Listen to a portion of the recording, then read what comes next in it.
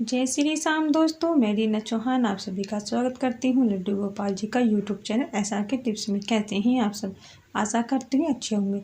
तो देखिए दोस्तों, आज हम आपके लिए लेकर आए हैं खाटू नरेश श्याम बाबा के भक्त के साथ क्या हुआ, उनके साथ घटी हुई एक सच्ची घटना कि कैसे एक श्याम प्रेमी की काम आता है और कैसे श्याम बाबा अपने भक्त के रक्षा करने के लिए अपने ही किसी भक्त को कहीं ना कहीं किसी न किसी रूप में भेज ही देते हैं।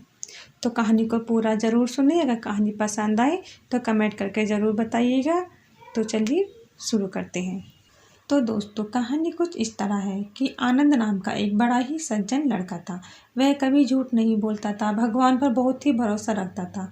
लेकिन एक दिन ऐसा कुछ उसके साथ हुआ कि उसका मन भगवान से हटने लगा और वह उदास रहने लगा।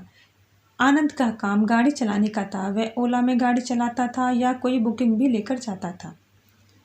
एक दिन उसकी बहन ने उसके पास फ़ोन करा और उससे कहा कि भाई तुम बहुत परेशान लगते हो, क्या बात है?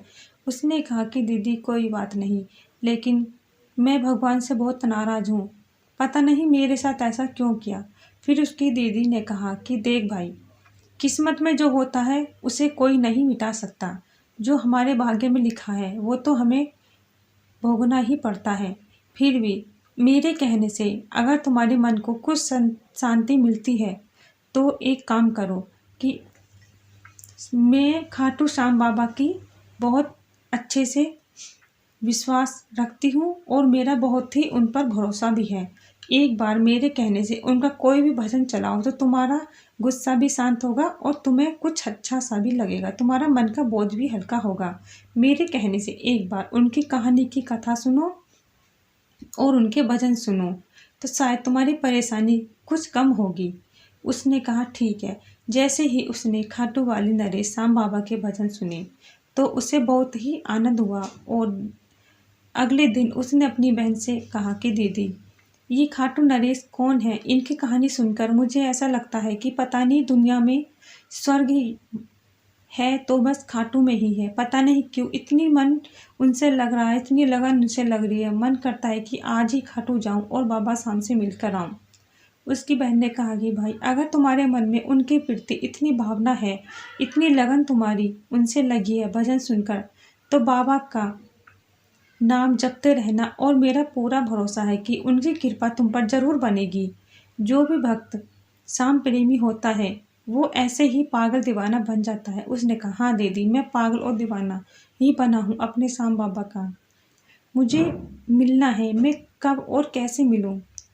उसकी बहन ने बताया भाई, फागुन के मेले में श्याम बाबा के नाम से निशान चढ़ाए जाते हैं। अगर तुम्हें जाना है तो अपनी कोई भी मुराद लेकर जाना और फागुन के मेले में निशान जरूर चढ़ाना। बाबा तुम्हारी मनोकामना जरूर पूर्ण करेंगे। ओम श्री श्याम देवाय नमः का जाप करते रहना और भजन सुनते रहना। अब तो हर समय आनंद की गाड़ी में भजन सिर्फ श्याम बाबा के चलने लगे। दीवाना इतना हो गया कि उसे बिना श्याम बाबा के भजन सुने कुछ अच्छा नहीं लगता। खाना पीना सब कुछ उन्हीं के साथ करता था। इतनी लगन उनसे लगी, बस एक ही भरोसा था कि बाबा जल्दी मुझे बुलाओ, बाबा जल्दी मुझे बुलाओ। एक दिन उसने अपने घर कहा कि मुझे बाबा शाम से मिलने जाना है फागुन के मेले में। परिवार वालों ने कहा ठीक है बेटा, चले जाना। लेकिन जैसे ही फागुन का महीना आया तो कुछ स्थिति ऐसी हुई कि आनंद को बुकिंग लेकर जाना पड़ा और परिवार में से किसी एक को खाटू जाना पड़ा। लेकिन आनंद बहुत ही उदास था क्योंकि उसे बाबा से मिलने का मौका नहीं मिला। लेकिन फिर भी उसने एक पर्ची लिखकर बाबा के चरणों में अर्जी लगाने के लिए दे दी। कोई बात नहीं। आनंद के पिताजी ने कहा बेटा, अगली बार फागुन के मेले में तुम चले जाना या बीच में अगर कोई बुकिंग आती है या जब तुम्हारा मन करे तो चले जाना। आनंद ने कहा ठीक है पिताजी। एक दिन की बात है कि आनंद बुकिंग लेकर शाम को जब घर लौट रहा था तो अचानक रास्ते में एक बाइक वाला उसकी गाड़ी से टकरा गया और गिर गया। आनंद ने गाड़ी बहुत बचाने की कोशिश की लेकिन वह बाइक वाला गिर ही गया और उल्टा आनंद से ही झगड़ा करना शुरू कर दिया। आसपास के लोग भी आकर खड़े होने लगे। किसी ने ये नहीं देखा कि गलती किसकी है और आनंद को ही सब दोषी ठहराने लगे। उसने कहा कि भाई जब मेरी कोई गलती ही नहीं तो मैं क्यों अपनी गलती मानूं।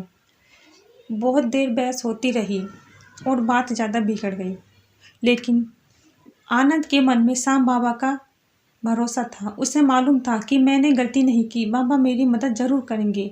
वह इसी भरोसे पर अटका हुआ था। अचानक से वहाँ एक बुजुर्ग आदमी आया और उसने कहा कि भाई क्या हो रहा है, किस बात पर झगड़ा कर रहे हो। फिर आनंद ने कहा कि बाबा देखो, ये मेरी गाड़ी से टकराई और मुझे ही दोषी ठहरा रहे हैं। मेरी गाड़ी में थोड़ा नुकसान भी हुआ है। इन्हें बचाने के चक्कर में देखिए मैंने ब्रेक कितनी तेज़ी से लगाए हैं, लेकिन फिर भी ये लोग गिर गए, तो मेरा क्या दोष है। फिर बाबा ने कहा कि कौन है वो जो बाइक में बैठे थे। 3 लड़के आकर खड़े हो गए और ज़ोर ज़ोर से आनंद पर चिल्लाने लगे कि देखो, इसने हमें गिराया है और हमारी बाइक भी तोड़ी है। हम इससे पैसे भी लेंगे और इसे पुलिस में भी भेजेंगे, पुलिस के पास भी हम रिपोर्ट करेंगे। फिर बाबा ने कहा कि पहले अपनी बाइक के कागज़ दिखाओ और क्या आप तीनों ने हेलमेट पहने हुए थे। उन्होंने कहा कि नहीं। जैसे ही बाबा की 2-3 बात सुनी वो घबरा गई और कहने लगे कि बाबा हमसे गलती हो गई, ठीक है हम इससे कुछ नहीं कहेंगे, लेकिन इससे हमें पैसे तो दिलवा दीजिए। उसने कहा कि क्या तुम पैसों के लिए ही गाड़ी के सामने टकराते हो और लोगों को परेशान करते हो। इतना कहते ही भीड़ में खड़े कुछ लोग भी कहने लगे हाँ ये बात ठीक है, गलती इन्हीं की है और ये इस लड़के को परेशान कर रहे हैं। भाई तुम्हारी गाड़ी में जो नुकसान हुआ इसे तो कोई नहीं भर पाएगा, लेकिन हाँ अब आप आराम से अपने घर जाओ। जैसे ही भीड़ आसपास में हटने लगी तो बाबा ने आनंद के कान में कहा कि बेटा जल्दी से यहाँ से निकल जाओ, वरना ये लोग फिर तुम्हें घेर लेंगे। तो जैसे ही आनंद अपनी गाड़ी में बैठकर चलने लगा तो उसने पीछे मुड़कर देखा कि आखिर ये बाबा है कौन। इतनी भीड़ में किसी ने मेरी मदद नहीं की, ये कौन है जिन्होंने मेरी मदद की और मुझे बचाया।